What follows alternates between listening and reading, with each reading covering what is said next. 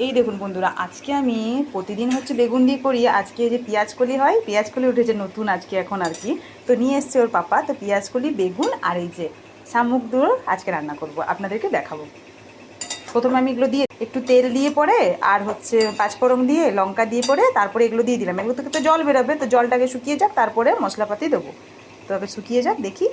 আর এই শীতকালে এই নতুন পেঁয়াজকলি উঠেছে আর কি, তো ওর পাপা নিয়ে এলো, খুব সুন্দর হয়, টেস্ট হয় এটার খেতে। আমি তো শামুক পাই না সাধারণত, সেদিনকে পেয়েছিল, একবার করেছিলাম, আর আজকে আবার নিয়ে এসছে, তাই জন্য করছি। দেখুন আপনাদেরকে দেখাবো, আপনারাও করে দেখতে পারেন, খুব সুন্দর টেস্ট হয় পেঁয়াজ।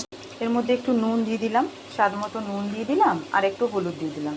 হলুদ দিয়ে নুন দিয়ে তাহলে একটু করলে এটা হচ্ছে তাড়াতাড়ি জলটা মরে যাবে আর একদম অল্প হয়ে যাবে, অনেকটা কমে গেল একদম। এরপর আমি একটু লঙ্কা, কাশ্মীরি লঙ্কা, একটু জিরে আর একটু ধনে আর একটু আদা রসুন বাটা আর কি দিয়ে দিলাম।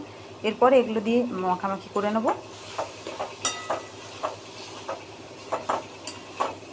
এটা মাখামাখি করতে করতে আর শামুকগুলোও দিয়ে দেবো একসাথে, কষবো, তাহলে আর কি অনেকটা টেস্টি হবে। যত কষবো তত টেস্টি হবে।